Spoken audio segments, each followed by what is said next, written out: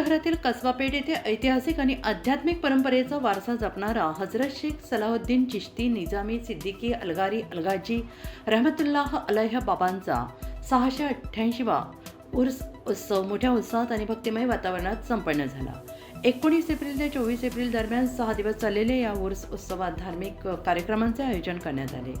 उर्साची सुरुवात ध्वजारोहणाने झाली, तर दर्ग्यावर गुसूल, संदल मिरवणूक, चादर अर्पण, मिलाद फत्या आणि सगळ्यांच्या कल्याणासाठी विशेष दुआ करण्यात आली. या उर्साचे विशेष आकर्षण म्हणजे पारंपरिक नाचणीची भाकरी, चवळीची भाजी, कांद्याचा नैवेद्य.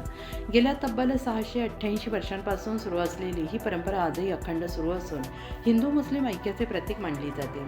यादवकालीन श्री काळ भैरवनाथ मंदिरापासून दर्ग्यापर्यंत निघालेल्या या भव्य मिरवणुकीत हजारो भाविक सहभागी झाले होते.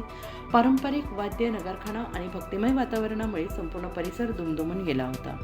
इतिहासात छत्रपती शिवाजी महाराज, शहाजीराजे आणि पेशव्यांच्या काळापासून या उर्सासाठी इनाम देण्यात येत असल्याचं सांगितलं जात आहे. त्यामुळे या उत्सवाला ऐतिहासिक महत्त्व लाभले आहे.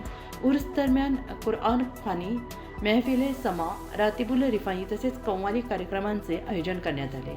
नवस फेडण्यासाठी आलेल्या भाविकांनी जरब टोचून श्रद्धा व्यक्त केली. शेवटच्या दिवशी अजमेर शरीफ येथील ख्वाजा गरीब नवाज यांच्या छट्टी निमित्त खीर वाटप आणि बहारदार कव्वाली कार्यक्रमाने उर्साची सांगता करण्यात आली.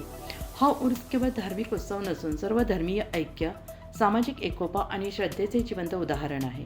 व्हॉइस ऑफ महाराष्ट्रासाठी ब्युरो चीफ मुन्ना मुजावर यांचा खास रिपोर्ट.